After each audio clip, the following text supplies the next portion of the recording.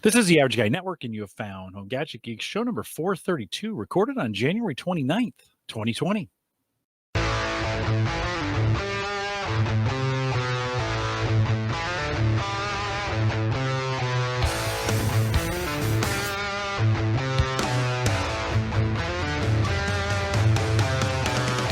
Here on Home Gadget Geeks, we cover all the favorite tech gadgets that find their way into your home. News, reviews, product updates, and conversation, all for the average tech guy.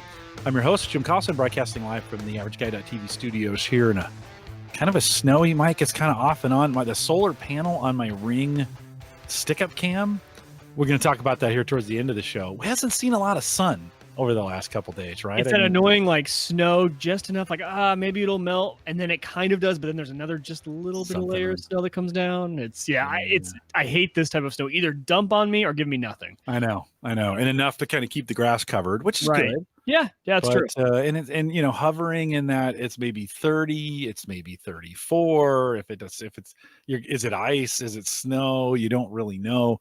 I think as winters have been warming up, the ice level, it used to get ice in Kansas City a lot, and I think they're seeing more rain and we're seeing the ice now, because I don't ever remember having this much ice, and this year I think we've been iced 3 or 4 times already. Oh yeah. And you just kind of like, that's messy. It's kind of caused me to kind of rethink my de-icing routines. So because when it's just snow, you have to scrape it off, right? Not so fun with the ice. So I started thinking about de-icers, and I'm actually using the Rain-X wiper fluid, which puts kind of a film on I didn't think about that. That's a good idea. Kind of makes the ice come off just a little bit easier, going out and warming up the car a little bit earlier. You know, some of those kinds of, some of the kind of getting me thinking, I should have thought about this a long time ago, but do I put a starter, remote starter with an app? When I buy the new car this summer, do I just have the remote starter put on from the very beginning? Have you done that with any of your vehicles? Remote starter? Hannah's car, my car is still the same Jeep I've had since high school, so definitely nothing there. But Hannah's Traverse has it built in. Yeah, and I don't think she even uses it. And hers has it from the phone app. So she can do it. I could start her car from Kansas City if I wanted to. And I don't know if she uses it very often. She has a parking garage at work. So it's never, I mean, it's cold, but it's not like snowy or anything like that on top. So Justin says 105 where he's at. Yikes. Whoa. Well, he's down. He's on the other side. He's on the other side, and he's encouraging me to get a Tesla. I don't think this time. We've had 2 Tesla owners on, right? Dwayne, by the way, thanks to Dwayne for coming on last week. Dwayne and Paul Brennan. I don't know if I have the right garage for that yet. Like, I want it. My wife, we just have a 1-car garage at the moment. And this may be what actually gets me to move, just to be honest. I have to be careful how loud I say this. Like, I don't want to encourage it, right? But I don't really I was looking at Paul's Tesla setup when we had him on. So he was on a couple shows ago. And my garage just is not that big, and it's 1 car, and we fight over it. Like, we kind of fight. And right now, my son's car is in it. So, I'm kind of thinking like, I'm plugging in. I don't want to do it outside, blah, blah, blah, whatever, right? So I don't know. I think this time I'm still going to stay gas, and but it, most likely is going to be a Subaru, just to be honest. It'll have the eyesight. It's going to have, which is adaptive cruise and all that other stuff that kind of comes along. You love that Subaru you guys have. I do. Yeah, I do. I do really like it. It drives great. It's fast. But I would like a remote starter. I just think I've lived in Nebraska long enough. There are days when it'd be super nice just to open the app at 5 o'clock, or as I'm coming out of the fitness center, start the vehicle, right? Yeah. So yeah, with winter here, you kind of start thinking about those. Of course, you should be thinking about the show notes. We'll have a few of them posted out at the Average Guy. Was that good? That was a good transition. Yeah. We posted out at the AverageGuy.tv. You can also join us live on the mobile app. Easiest way to do it when you're on the road. Just download it, homegadgetgeeks.com if you're new to the show. Also want to thank our Patreon subscribers there who help me pay for that every single year, a couple $100 a year. And if you want to be a Patreon subscriber, love to have you do that. The AverageGuy.tv/Patreon will get you there. Join us in our Discord group, which is hot at the moment. I mean, like really good conversation going on right now in the Discord group. So theaverageguy.tv/Discord, Mike, we'll talk a little bit about that. Some of those things a little bit later as you give us an update on your build. I think that's probably where we need to go. Maybe we'll start off with that.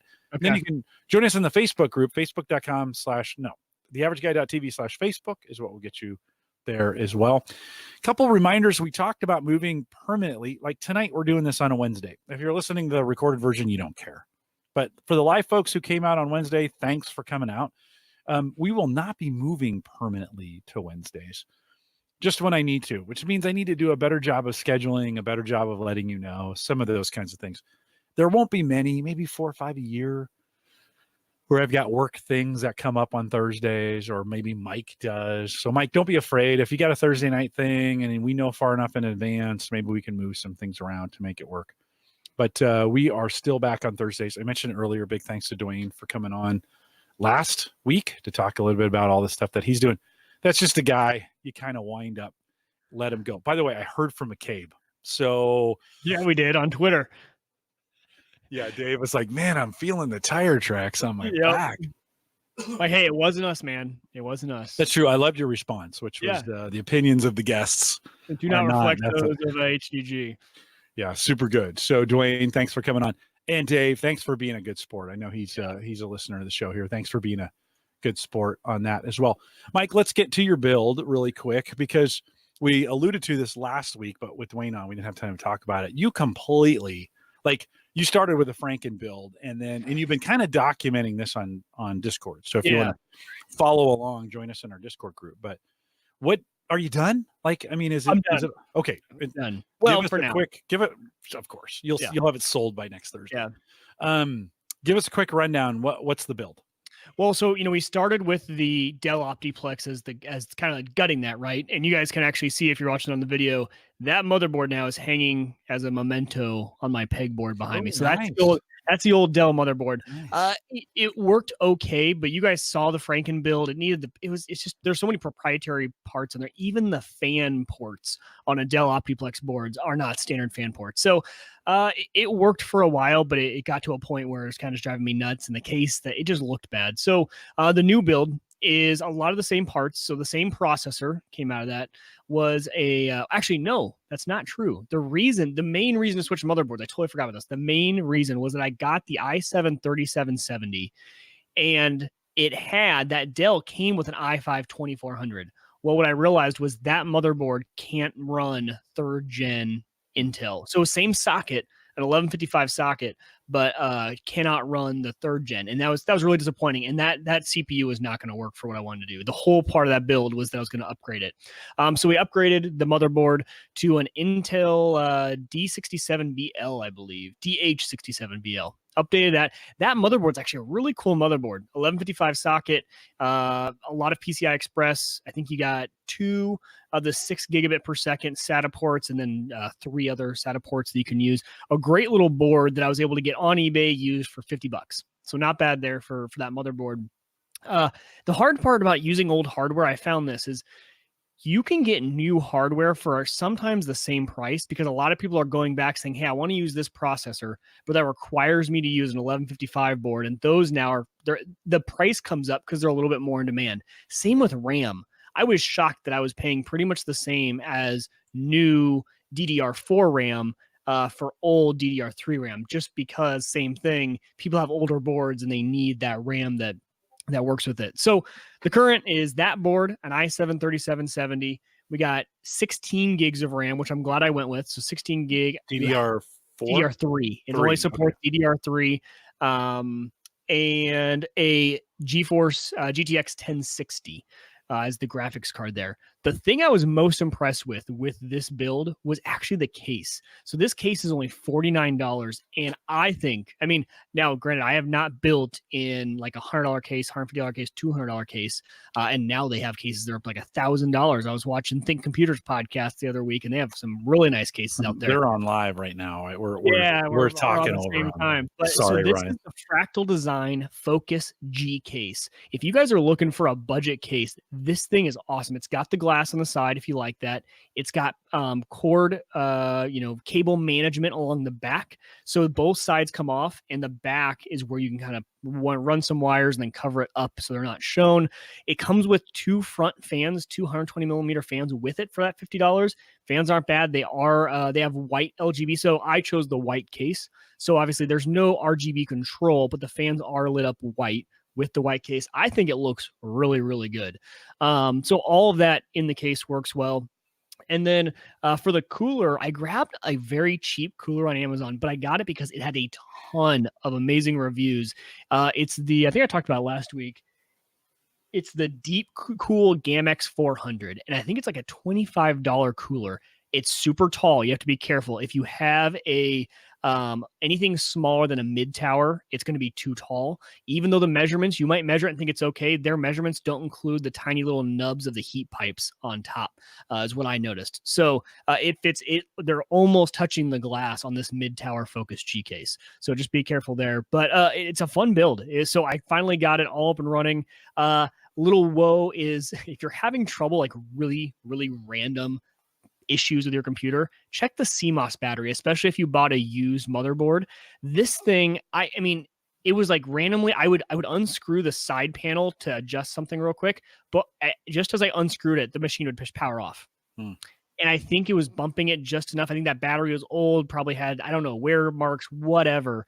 It was just having a bunch of weird issues. Replace the CMOS battery, and it has been flawless ever since. And, I think this thing is going to get me through. So I've been gaming on it. I've been streaming on it. And streaming has really changed because the way that they start to do the encoding, the GPUs, everything back from a 10 series, I think 10 series is the limit. 10 series and newer has what's called an NVENC chip in it. So it's this special chip in the card that's not used for anything except for the encoding. So I can use that for encoding my video. So like when I run OBS, it's using that, not using any CPU, and it doesn't affect your game performance either. So it's not utilizing a part of the GPU that would be used for gaming. It's only a special little part. So a 1060 now and a 3rd gen Intel, you can game and stream on the same computer, which before, when you were having to do H.264 encoding and using your CPU, that just wasn't possible because you would end up using all your CPU to stream. You had nothing left for the game to use. So I think this build will last me for a while. I'm used to using old hardware, but now, honestly, Jim, I wonder if I need to sell this iMac because now it's just sitting there doing nothing. Yes. I know. So this is what it kind of led into is my question for the community is, so now Windows is my daily driver. So this is not just a gaming PC. This is the PC that this is the computer I use when I'm down at this desk now. It used to be the iMac. I keep pointing because my Windows machine sits over here so I can see it. It's nice and fancy. My iMac is right to my left. But it's taking up a slot where I could bring one of my monitors that's up here. I could bring it down the desk because I do use Synergy, which if you're looking for a good app, it's like Mouse Without Borders, but if you have a cross-platform system. So I had Mac and Windows. If you have a Mac Windows setup, Synergy is a good app. It lets you have the same thing as Mouse Without Borders on both. So I can still utilize it if I need to, but there's a lot of extra power that's being run for no reason, and that could just be a monitor sitting right there. So I don't know. I think I'm going to keep it for now, keep it sitting here. Obviously, I change my mind every 10 seconds. And to be fair, this old iMac, probably not worth too much. I might get $300-$400 out of it. And at that point, it's probably good just to keep it. It'll be a great machine for the boys to kind of play around on when they need something. And if they mess it up, I'm not really too worried about it. So I'll probably keep it around. But the thought did cross my mind is, hey, do I just sell this iMac and maybe get a better graphics card or something? I don't know. Always be trading up and trading in. So the new build is fun. So the question for the community is, now that Windows 10 is my daily driver, what are some add-ons? What are some tools, productivity tools that I need to get for Windows? The things I haven't looked into. So things I used for the Mac are like Text Expander is an app for the Mac that I lived by. And Text Expander, what it was essentially you go in and you can do keyboard shortcuts for automated text. So I had email responses for like my Wieger tech stuff when I was doing tech, helping people out with tech. I had like a base email that I just, had a keyboard shortcut for, and it would just put that text right in, all format. I had one for insert the date. So all of that Text Expander was really nice to be able to use. So things like that, productivity tools that you guys like, oh, you almost forget you have them installed because they just become such a daily part of your everyday use. So if you guys have any suggestions like that, hit me up on Twitter, or actually even better, I have pretty much, now that especially I sit in front of this machine a lot because of the gaming, Discord has been the best way to reach me. But Twitter, Discord, hit me up in either of those places if you have those type of suggestions for things that the must-haves for Windows. This is the first time I have really used Windows in a non-lockdown capacity. I've used Windows at work my entire career, but it's always been on work computers that I can't change anything on. And at home, I've been on a Mac, except for the only Windows boxes have sat in my server rack serving a very unique purpose, like SiteHound or something like that, are running as a server. So anyways, it's new to me to be able to have an open Windows machine that is to do with what I will. And if you guys have, so Jim, is there anything that you're using now? Yeah, a couple things. Well, one, before I forget, take your build parts and put them in the show notes so that I can move them over. Since we're on Wednesday instead of Thursday, I got a little bit extra time. So if sometime in the next day or two you throw those in the show notes, that'd be super helpful. So a couple things, and I don't think they're necessarily just for podcasting, but kind of think about, and you're already running like Steam, right? So you've got kind of that, you got that one around. Some utilities that I use, FileZilla, right? That to move to transfer files. I have to do it for the podcasting, but like FTP stuff. The FTP, right? Yep. So that's been a really good, and they update it really, really often. Of course, now that you're on Windows, you can use Audacity, the Windows version of Audacity, which I use from time to time, free editing if you're going to do any audio editing on that one. I like Handbrake on Windows. So if I'm converting, in this case, if I'm converting video files, Handbrake works out really, really well for that. I run SiteHound on Windows. And so that works out. That application works out really well for me. I think the newest, and you don't have to really install this, but the newest kind of Windows snipping tool, the ability to go in and do screen snipping, or it'll do the whole thing or parts of it, or right. They got some really cool. So in Windows 10, there's an upgraded version of Snip and Sketch or something. I forget the name of it. But that now in Windows 10 is available for you. And then snipping tool. The snipping. Well, the snipping tool is the old one. Oh, it's a new one. Okay. The new one. Yeah. It's called Snip and Sketch. Okay. That's the new one on Windows 10.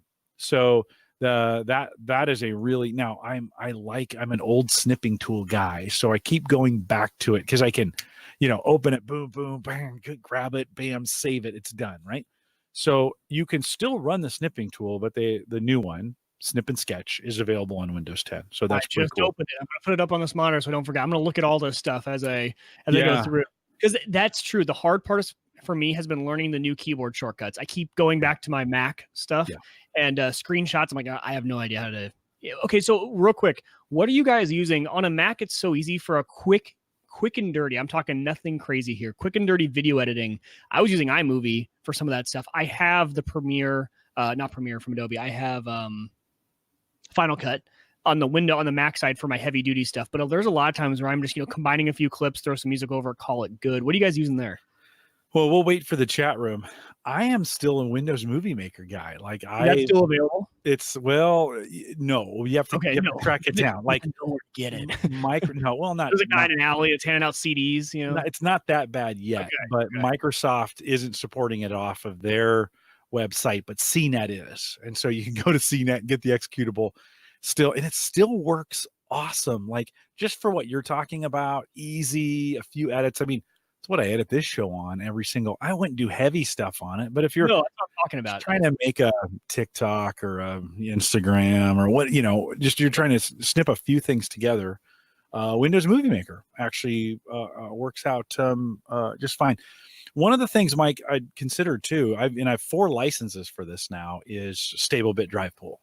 Okay. And so if that box has any, if it's got 2 or more drives, it might be handy to have a copy of stable bit drive pool on it.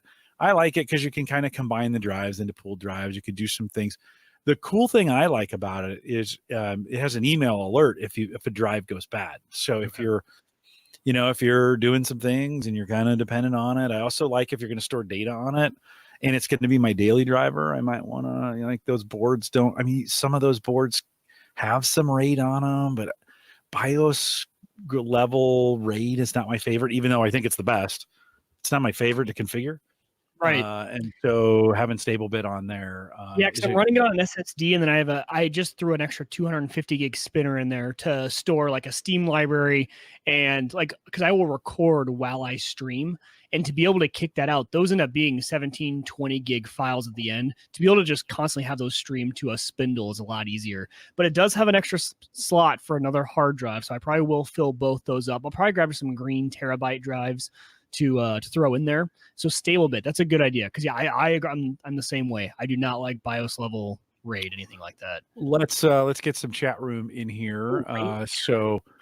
Yeah, rain meter, make MKV is another tool. I haven't used that one. Joe says that.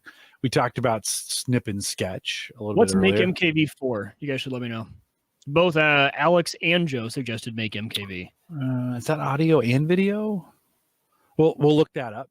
Okay. I don't use it. Let's see here. Joe says Windows key plus H is the built-in dictation, if that's helpful for you. Veeam is a free backup agent. Great option. I'm on a big Acronis backup guy. If now you can, and I think they had a Mac version too. And actually, Acronis, like, they are going, I don't know, they must have got some money or something, because they're mobile. I mean, they're doing upgrading all the time. They got new stuff all the time, and they just gave me the ability to back up my mobile device on the current Windows license. So and I always get the licenses for maybe $15 a year per PC, so it's pretty reasonable. Maybe even a little bit cheaper. Yeah. If you wait till the end of the year, they kind of go on sale. And I was able to back up my mobile device using Acronis. Okay, this is gonna be bad to say. It's gonna be blasphemy, and you're gonna tell me to stop talking before we give bad advice to our listeners. But I'm almost to the point now where on this machine, right, if I have big files that I work on, I edit on, and then I have a finished project, I'll go and throw that on the NAS, right, on the Unraid box, which has its own backup and everything. With Nextcloud or with Dropbox, whatever you use, with Nextcloud and pretty much Nextcloud, I mean, everything else, and like my Steam library, maybe, it would be more work for me, I think, to reinstall from a backup than to just re-download Windows 10 and start fresh. Right. So I have not been backing up each individual computer because the files are backed up to a cloud service. An Unraid box stores everything when it's done. There's no final projects that are stored on these anymore. Those are all, if I'm done with it, throw it over there, because I know my Unraid box has the backup to offsite and redundancy locally.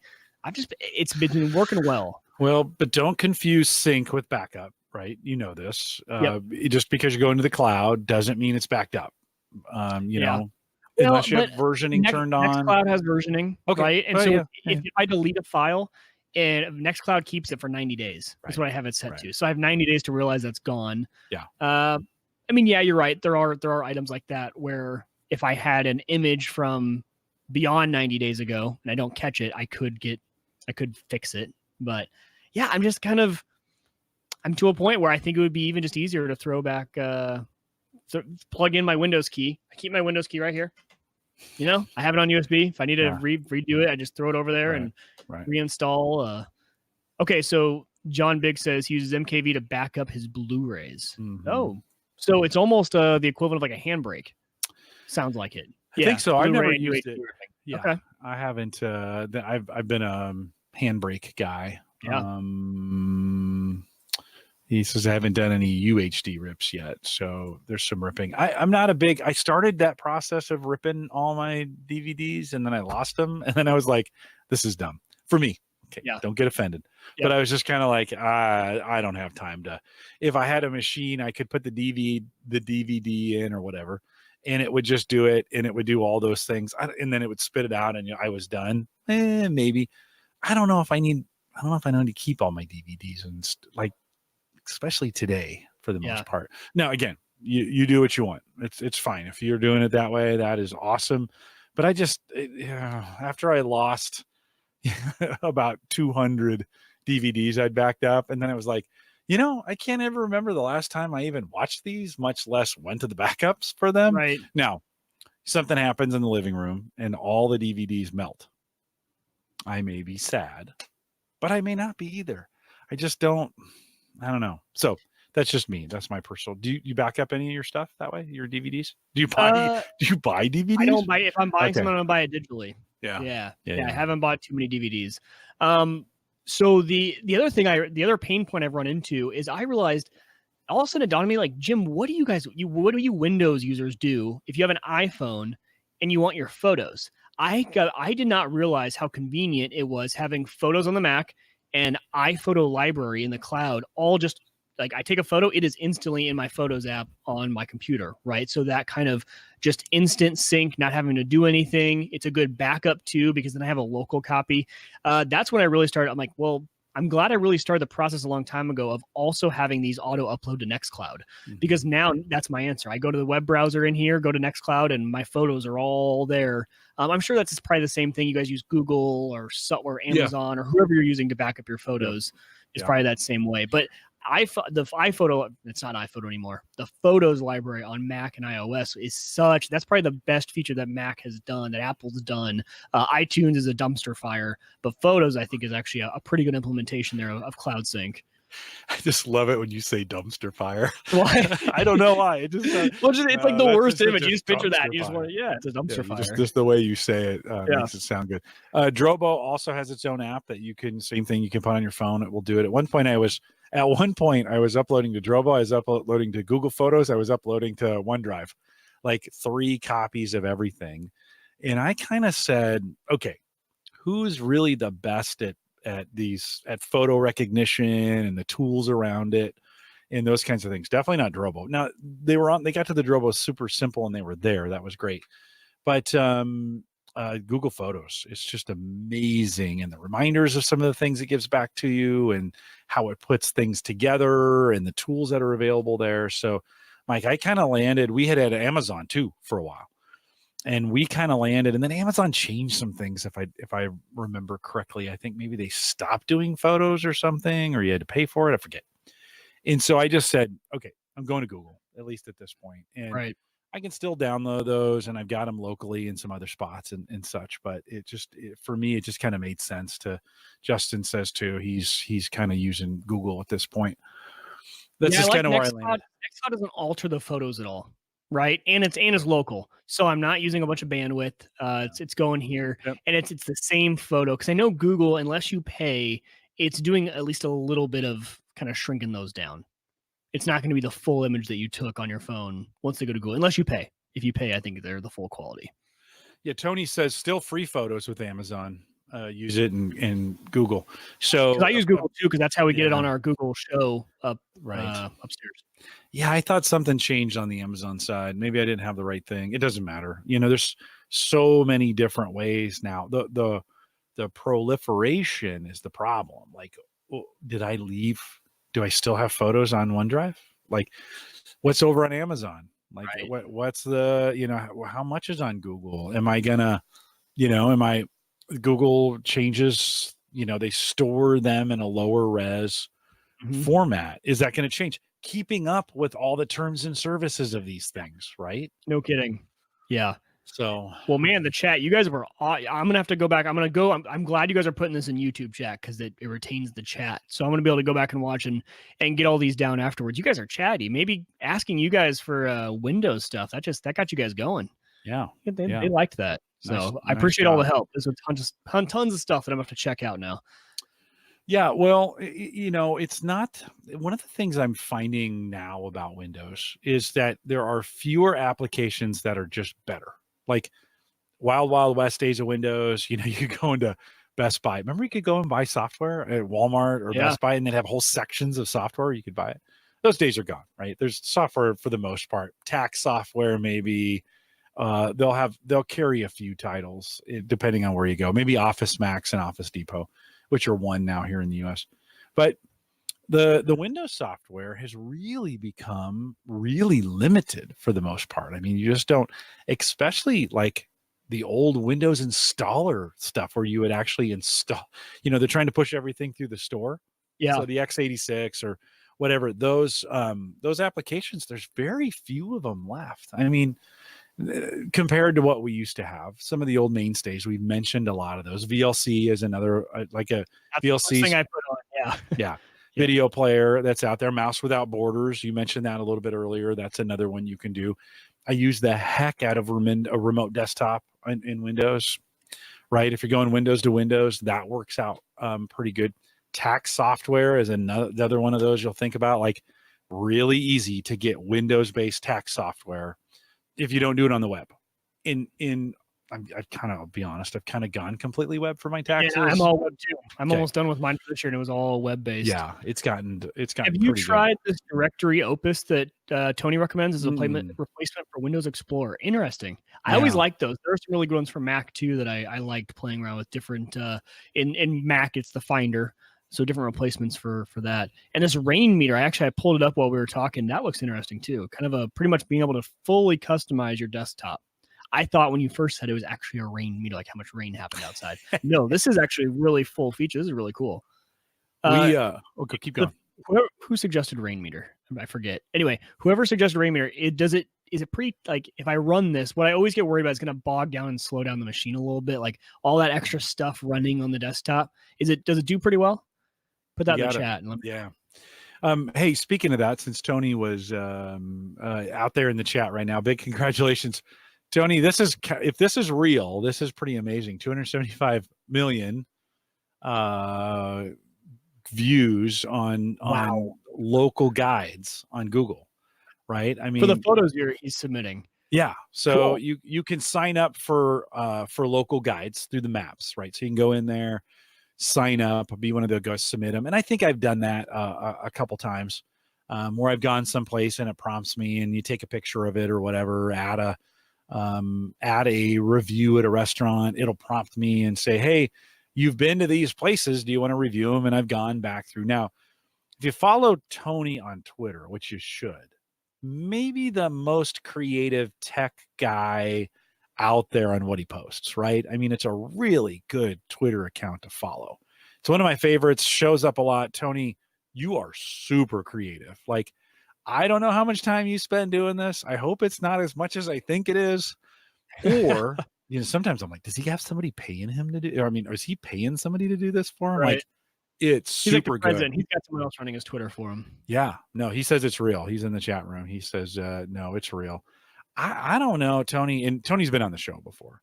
I don't know how just Twitter by itself, just the creativity that you put into your Twitter account there, just amazing. So Tony, congratulations, 275 million plus views in local guides. Got me thinking today, Mike, a little bit about, I was like, well, okay, maybe I could add, maybe I should add that to my routine a little bit more. I would say that's exactly what I thought too, is, I go to places, especially down, like, let's say in Fall City, where the farm is, no one is submitting those photos to Google Photos. I should be especially the small towns in Nebraska are a huge area that you could just, stop in, take a picture, whatever. I didn't realize there was 275 million plus people even using that thing. Yeah, hey, that's kind of close to the population of the United States. I mean, we're at 340 million. So you kind of think like, oh wow, that's a pretty amazing number. Right. Tony says he has almost no local tech friends, so he has to live through you guys. No, okay. Oh, let's be really clear, Tony. We're living through you. Like, it's the other way around. All the things that you post out on Twitter, you do such a nice job of having a variety. It's funny. You find the crazy. You must be looking at everything in every place you go, looking for something odd, because you just find, in my opinion, the most interesting things I've ever seen. So if you want to go out and follow Tony, let's see, I think I just put that down, but if you want to follow him, he is at AW Raynor, AWRAYNOR. If you want to follow him on Twitter, I think it's the most interesting Twitter feed that is out there. And Tony, congrats on that. You do a nice job. I saw that and I thought, wow. But it did get me thinking, Mike, like, maybe I need to add in taking more pictures into my, for local guides, into the habits. Whenever I go someplace new, snap a photo, go in. I'm almost always goofing around on my phone when I get like at a restaurant. Does anybody really talk to each other in a restaurant anymore? Like we kind of go in, everybody, we, what are you going to order? Everybody's on their phones. Yeah. Right. Yeah.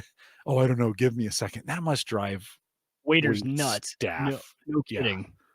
Yeah. Just kind of crazy. Have you, speaking of that, have you gotten into the trend? So I've noticed like Applebee's and some of these restaurants are putting those. So one, they're putting those like kiosk machines on the table where you can play games and stuff like that, but you can pay right there. Yeah, right. Or two, are you ordering more food on apps and just having it ready when you get there? Have you gotten into either one of those technologies?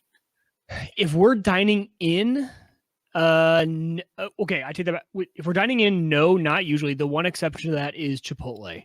Chipotle, we will order ahead just because the line waiting. But if it's a restaurant, no, we usually don't. We do a lot of, ordering ahead from apps and going and grabbing it and taking it out. But no, not usually ordering ahead.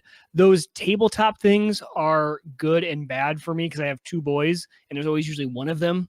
And so we usually keep that off limits unless one of them is just really needing a distraction at the moment.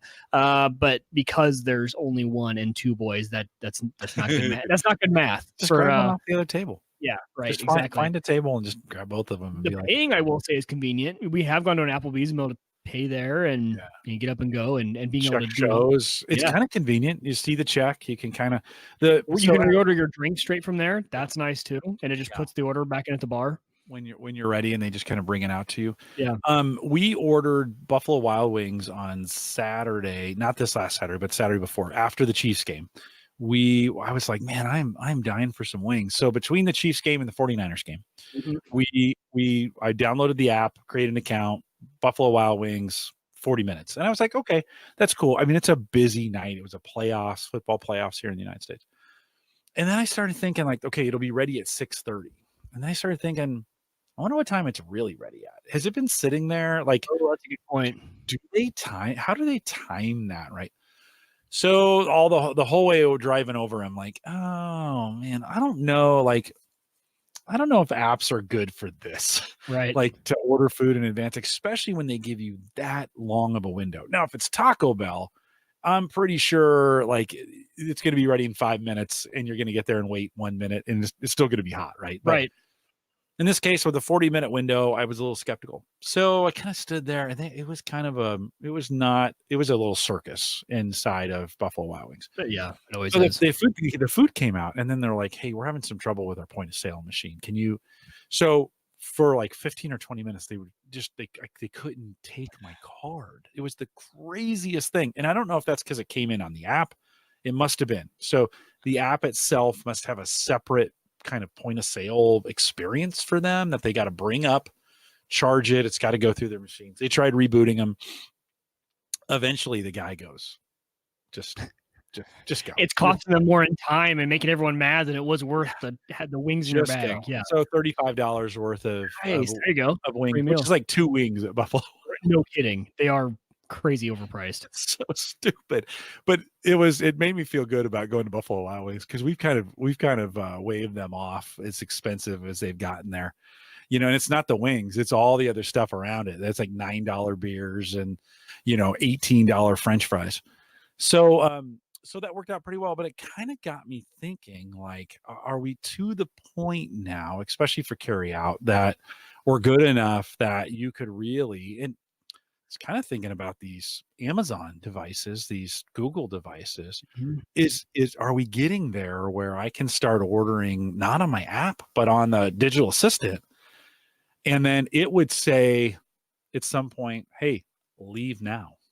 And right. would the restaurant, right, be good enough to time that? Like Google knows how far I live from there, right? It could be an experience where it would be like, hey, the food is done, or at least they can predict when it's going to be done. If we can get it within a couple minutes, that'd be awesome, right? Yeah. Google knows how far and how long it's going to take and what the traffic conditions are and when I need to leave. The assistant could handle all of that as well as tell me, hey, 5 minutes, you need to go pick up that stuff, right? I know you can have it delivered too, right? That's another way of doing it. But I just it got me thinking a little bit like, I wonder. They can really bring that into a really nice, tight experience. My favorite app for doing anything ahead of time is actually the Sport Clips app. So when I go get my haircut, I log in ahead of time, check in online. It gives you the estimate. You can actually see who's working, see if your hairdresser's working, tap them. You get into the line ahead of time. I hate showing up to Sport Clips because you never know, getting in that line. You could be waiting an hour and a half.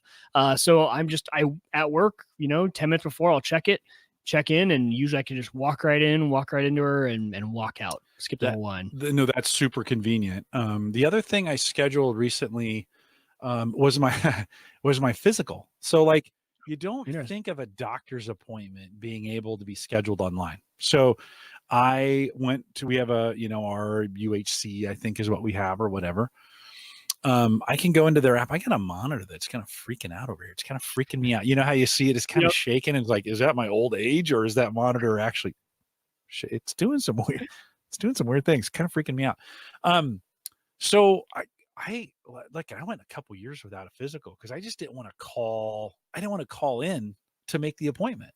Mm-hmm. So I was like, God, there's got to be an app for this. So just recently, my doctor pinged me and he's like, all right, it's time for a physical. Get it scheduled. And I went in and I was like, oh, wait a minute, I can just schedule this online. And so I scheduled the date, 8 o'clock on a Thursday in February. And then Sarah's like, that's not a great day. I went back in, canceled it, and rescheduled it for a day in March. I thought, holy crap, this really takes, and gentlemen, I'm speaking to you because there's no women who listen to the show.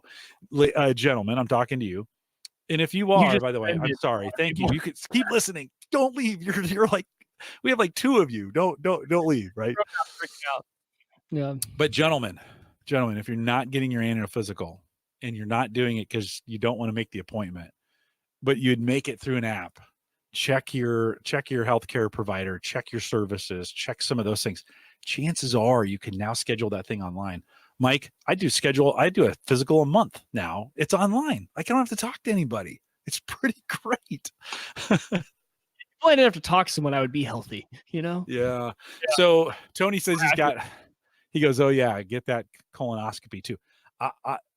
See, I've been putting that off, and he's right. I just need to get in there and get that thing scheduled. I'll probably do it after my physical. They asked me so far with the colonoscopy. So last time I went in, I was like, okay, I cannot be trusted to make the call. Can you have them call me? Oh, my doctor's like, oh, heck yeah.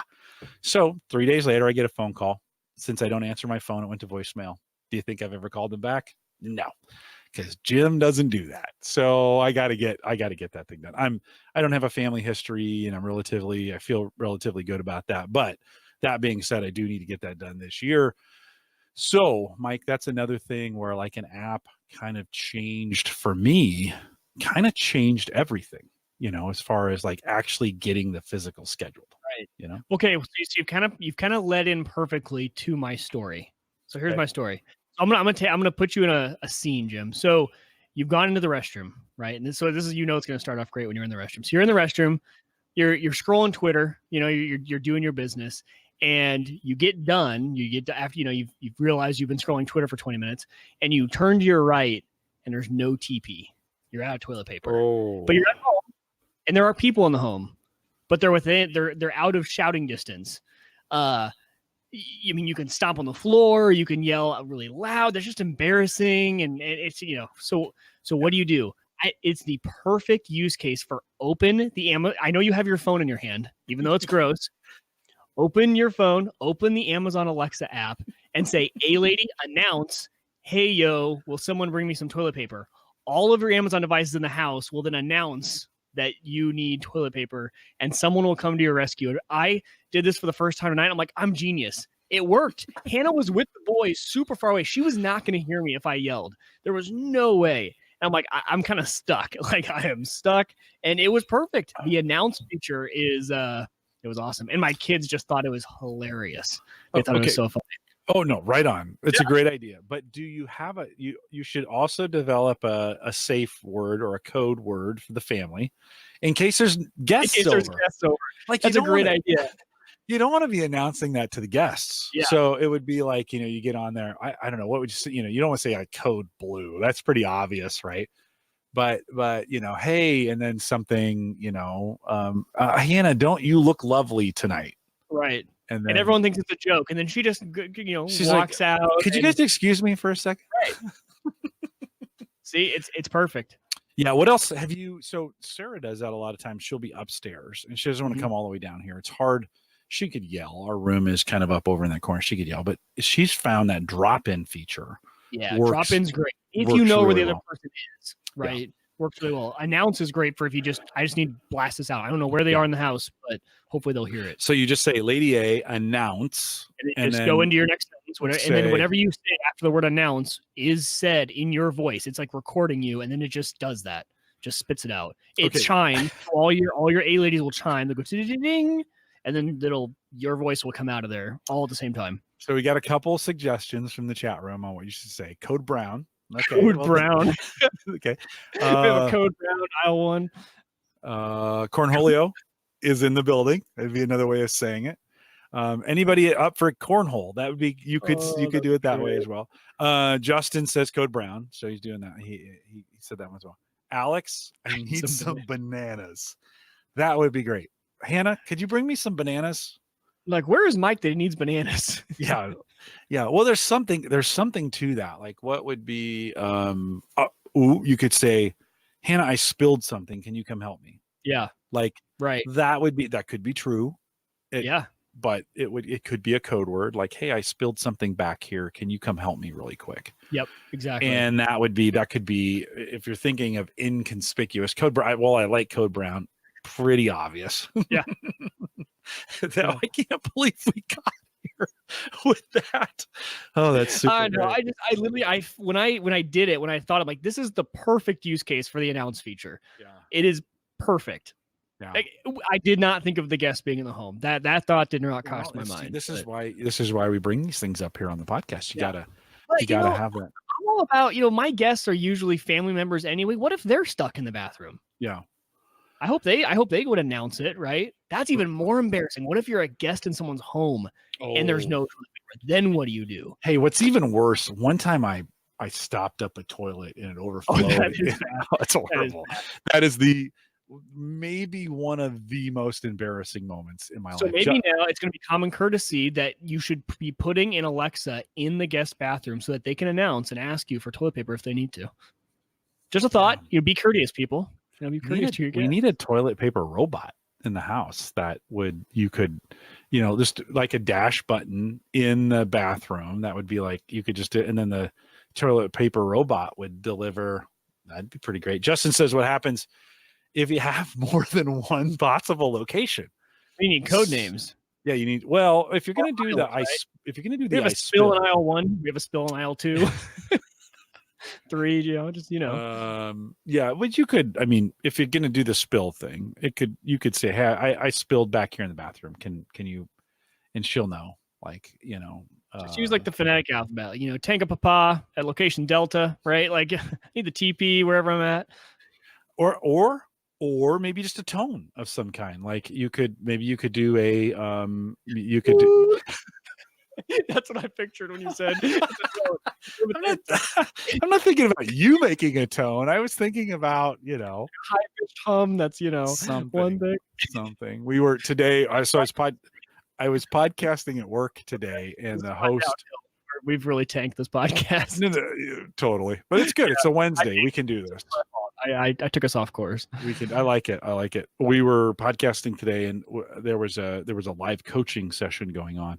And when we were getting close to the time, because you get into these kinds of things and you forget how long. Like, we're already coming up on the hour, right? You kind of forget. You get into this and you kind of forget. So the host had like a Tibetan bell, and it's like a bowl, and you just dong. And so you couldn't see her, but she dong hit the bell. So maybe in the bathroom, like there's a bell, like a decorative bell that it says in case of ring when you need, please ring. And you would, hold them, something like that. I don't know. There's lots of great options. We'd love actually to hear your options. So if you're watching the YouTube video, in the comments below, there with the last woman viewers. Chachowski says, yeah, probably. No, there were 0 to begin with. But if you're listening live, go into the comments right now, not the chat, but go into the comments. What would you do? Like, what would you say if you needed to announce you needed more toilet paper, right? What would you say? We need some creative ways. Drop them in the chat or in the drop them in the comments below here on YouTube. We'd love to have you do that as well. Mike, you've been gaming a lot lately, right? Kind of getting back into it. You had said Streamlabs OBS mobile remote app has been a game changer for you. Yeah. Okay, so first of all, I didn't know this existed. And the only reason I bring it up is because I guarantee there's someone in our listenership that is also streaming using Streamlabs OBS. And when I found it, I posted out. I'm part of this Facebook group called like the Dads Gaming. It's like a bunch of dads that do the same sort of thing. And about half of them hadn't even heard of it. And what this is essentially, so Streamlabs OBS is a modified version of OBS meant for streaming to Twitch and gaming. They have an app for the iPad and iPhone. And essentially what it is, it's almost like a touchscreen scene changer. So, right, like you have one scene where it's your game and you in the corner. Then maybe you have a be right back screen. Maybe you have another scene where you can show your browser. Well, before you either need to be in the application clicking around on my desktop, or you can use, a lot of people use these things called Stream Decks. It's a physical device you buy. It's a box with programmable buttons, and you would set it in front of you and you can hit your programmable buttons. This uses your iPad screen as a remote control for your stream. And the buttons are dynamic. So if I'm on a certain scene, it shows all the different aspects like your webcam, your game. You can turn those on and off. You can mute and unmute your mic just by tapping real quick. Jim, what this made me think of was, man, if there was a remote app like this for podcasting, and I know that some mixing boards do have, like the high-end mixing boards, you can use an iPad. But imagine if you had your little controls down here on an iPad. Your mute real quick. I'm going to sneeze and just tap you on your little screen. Controls, volume sliders, things like that. So first, it's just, if you use Streamlabs OBS, just know there is a mobile app there that you can use for remote, totally free. Because before, people needed to pay a bunch of money for a Stream Deck, and it works really well. I told Kirshner about this. He's streaming actually right now on Twitch, and he's like, dude, this is awesome. He has a Stream Deck, but he was going to try this live on, and he was going to see how it worked for switching around, because he hadn't heard of it either. So just one little cool, it is a quick tip for you guys who are streaming. Yeah, and if you want to catch that show, thinkcomputers.org is Ryan and Ben. No, what's his going to be on the show? What's his partner? Bob over there. Ryan and Bob. I got to remember that before Bob comes on. Sorry, Bob. It's easy. That's the Bobs, right? I should just be able to remember that from Office Space. Oh, because I'm watching, because I have Sighthound up. I just saw that the porch light came on. And our porch light's really, really sensitive now, so it only comes on if you're right there. There's someone there. Came on. No, must be an animal or something that's out of sight. I couldn't see it. I've seen deer now, a little rabbit going across, some of those. Of course, I watched the Amazon guy fail. We bought one of those boxes that Paul Barron was talking about, right? One of those package boxes for the front where, they can deliver it and put it in the box. Right. So I installed it on Saturday, put screws in the bottom and screwed down to the deck. It's not going anywhere. It's not blowing off. You're not pulling it off. It's not going anywhere.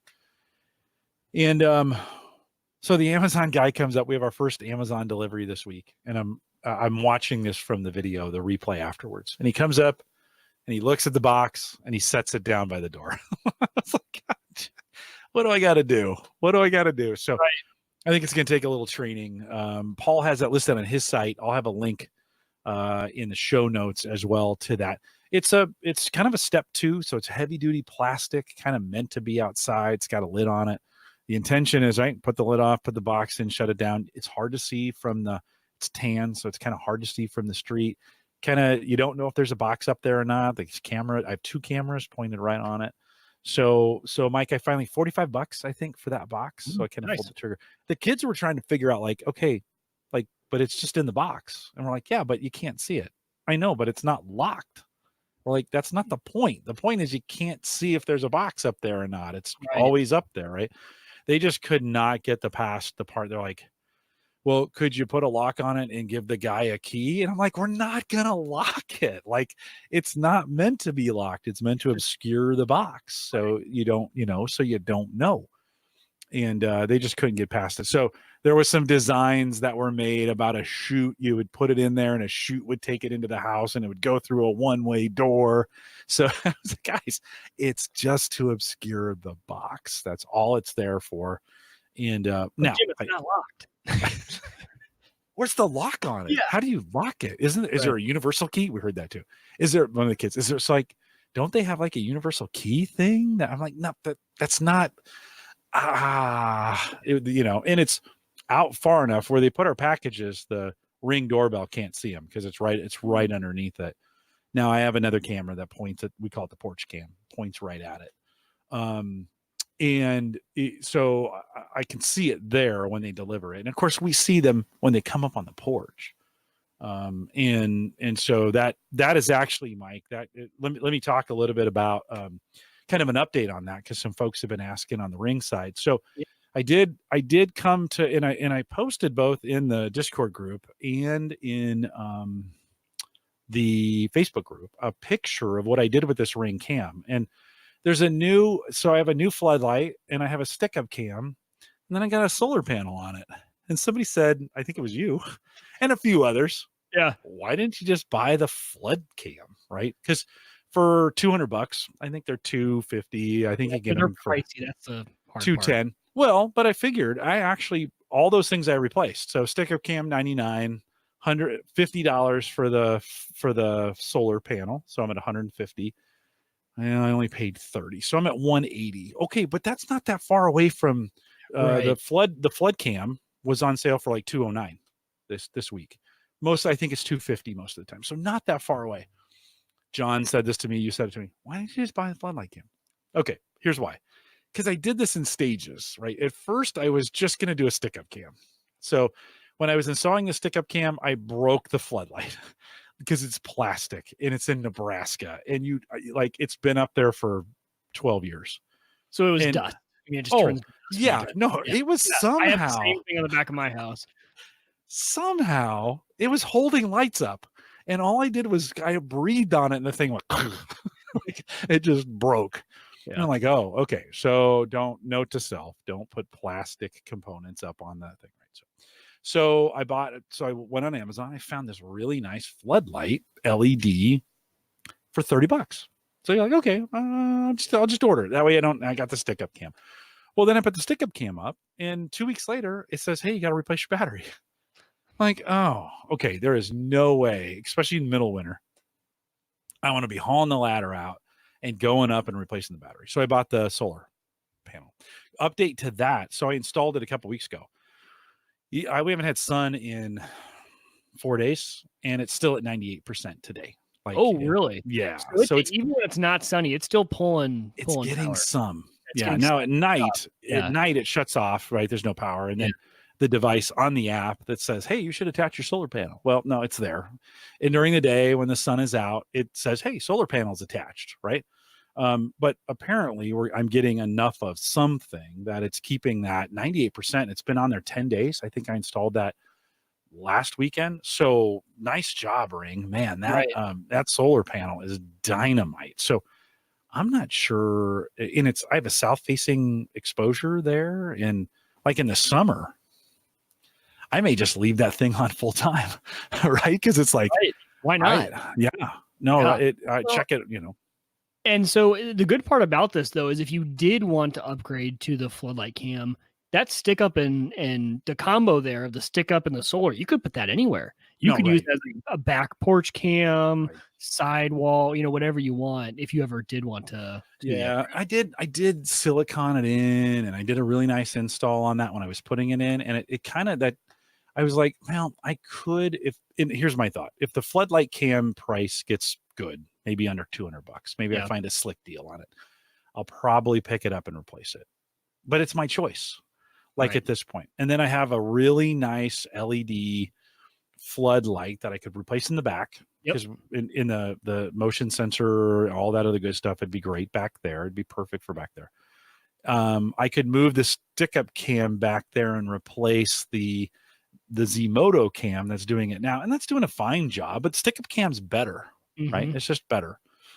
And And so, yeah, I could move some things around. I have new options. And now if I take it in the back, then I got to do something different because the back does not have the same solar capabilities that the front does. Like the front was made for solar, back, not so much. So I'd have to kind of think like, where do I want to put the stick up cam? This is a ton of fun, by the way. I am loving this whole cam thing. Like I'm going to have about 18 of these things here. I knew you'd get addicted. It's a bad addiction. Yeah. Yeah. No, it's super great. I've been trying to, I have my few remaining 720p cameras. It's been taking the most willpower I have to not upgrade those to at least 1080, if not more. Yeah. Yeah. Yeah. I did, the subscriptions have all, like the 30-day free subscriptions have all come up. I renewed the Ring ones. So $30 a cam per year, which is great. So $3 a month or $30 a cam. I missed the per. Whoa. Okay. Yeah. Per year, $60 for the cloud. You don't have to have it, I don't think, but it's just so freaking convenient at that price. Z-Moto has something similar again. So Z-Moto's in my garage, not as important that I have that on all the time, or at least I'm capturing it. And the Z-Moto devices actually have onboard memory. So they're writing it to the memory first. You can get them from there. Then they'll fill up. You'll get a notification. You got to delete the memory. It doesn't auto do it. This is the value of the cloud, right? It's always just going there. It's more convenient that way.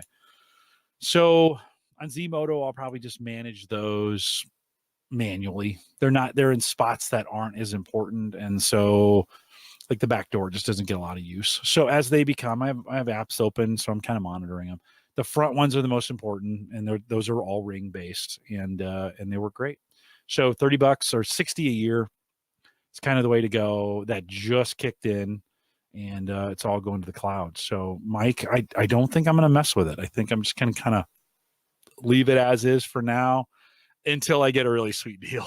Yeah, I was going to say springtime, summertime, or whenever they come out with like the Gen 2 of the floodlight, probably maybe the flash sale, the Gen 1s, get a good deal on it. Yeah. Other Jim says the Wise Cam now let you turn off the IR and the night vision independently, which is kind of nice. It might help you shoot through glass recording. And I do, package cam is behind glass.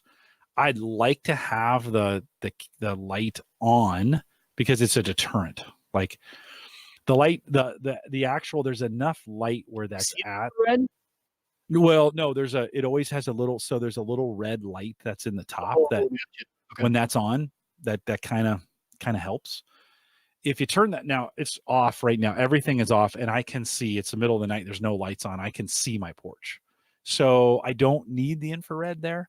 I only like that light on because it's a deterrent. Like you see it in the middle of the night, you see a light is on behind glass. Except when that light is on, it really, behind glass, it just ruins everything.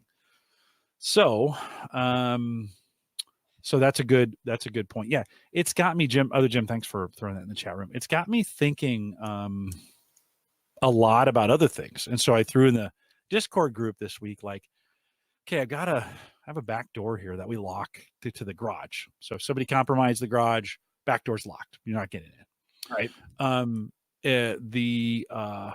But do I need a smart door lock on that thing? Because how handy would it be to be able to open that one? Now, I installed that one. I didn't do a very good job in it. So the deadbolt, you got to kind of push the door in and push the deadbolt.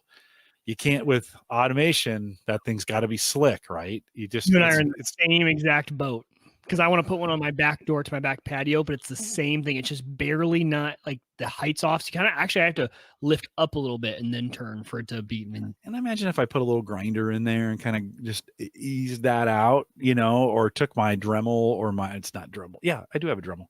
If I took the Dremel and then just kind of edged that part and did it until it closed. What I like about it is when I do push it in, the seals, since it's a garage door, it's cold out there. It really seals. So that kind of holds it in. And I mean, that seals the door really well when I do that, but it would keep me from putting a door lock from putting an automated door lock. It's got a deadbolt on it today. So that got me kind of thinking about door locks. We have a Schlage.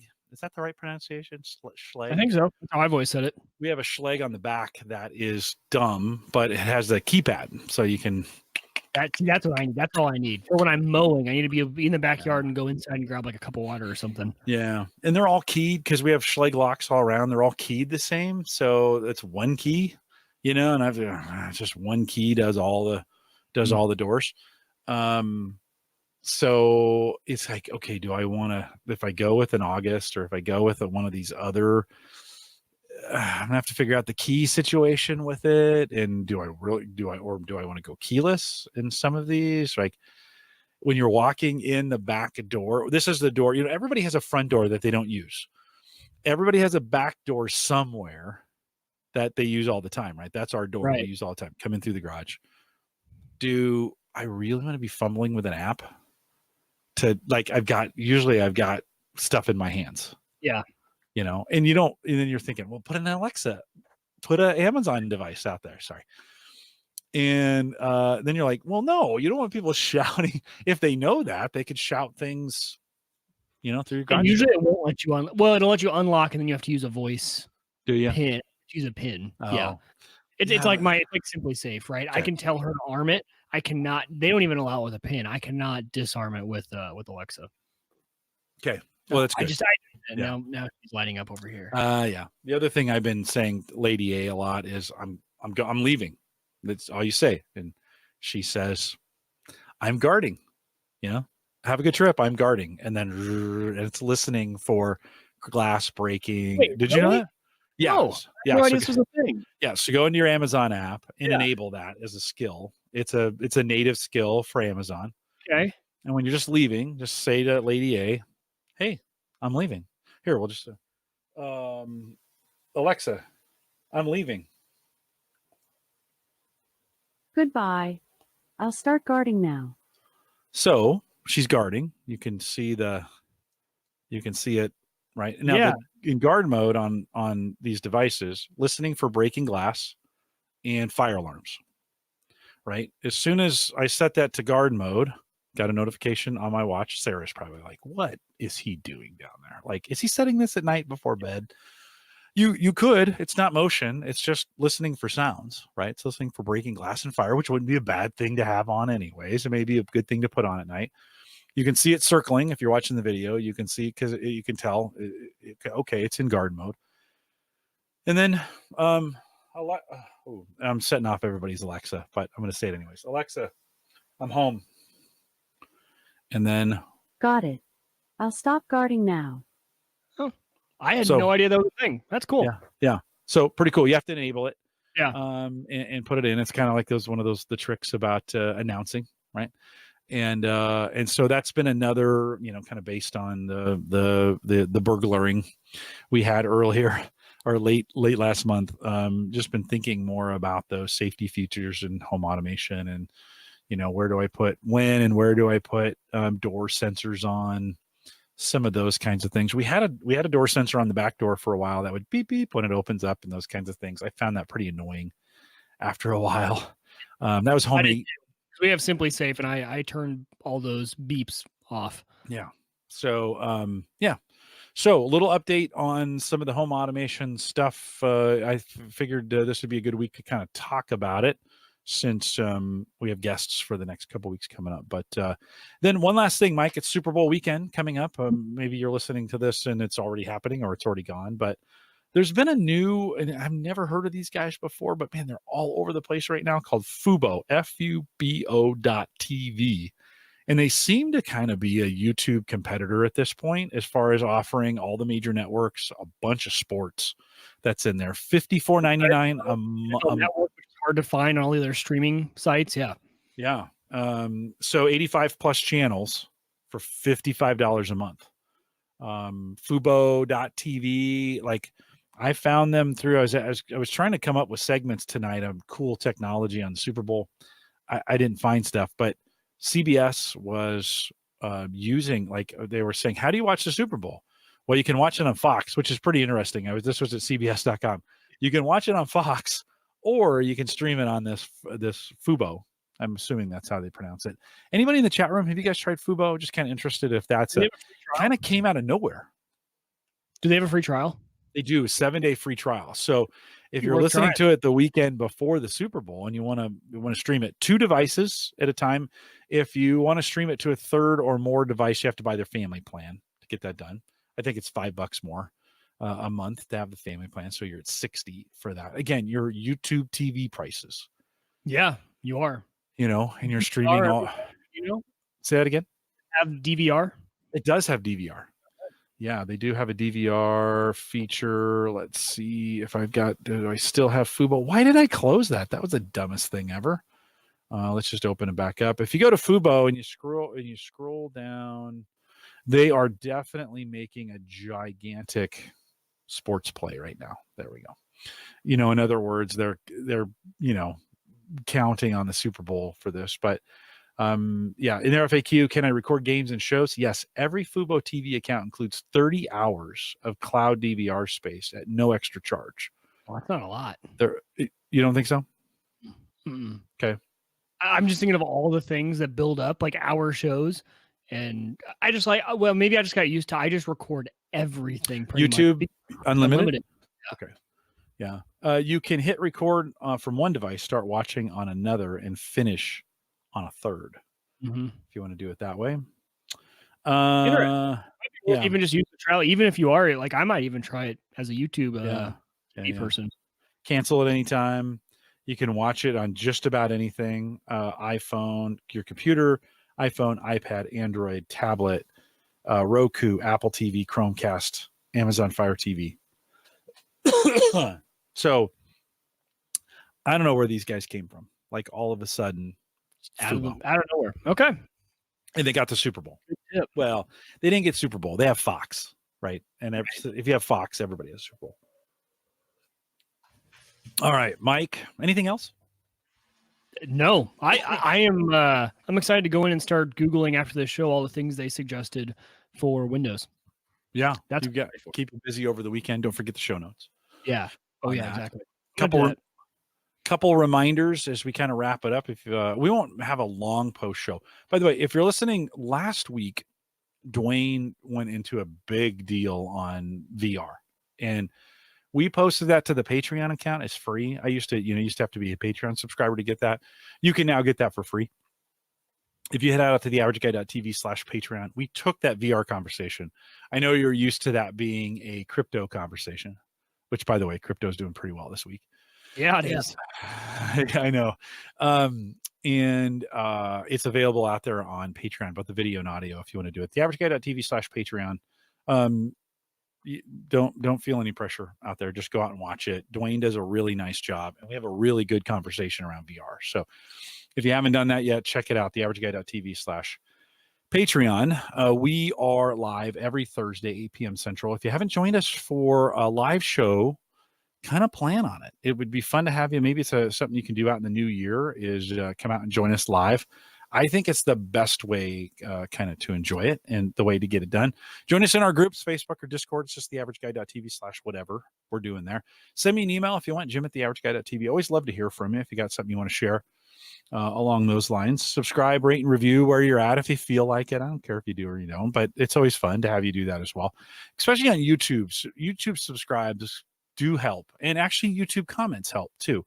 I do moderate those, so I know some people are leery of YouTube comments because it's such a say it for me, Mike. YouTube comments dumpster fire out there. Yeah, there's such a dumpster fire, but I moderate them. So if you're worried about that, don't worry.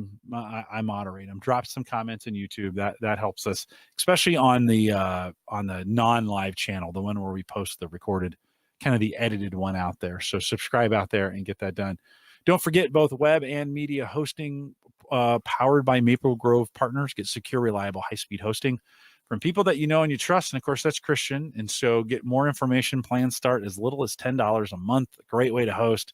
The dude really takes care of you. So head out there, maplegrovepartners.com. Download the app, homegadgetgeeks.com. We'll get you there as well.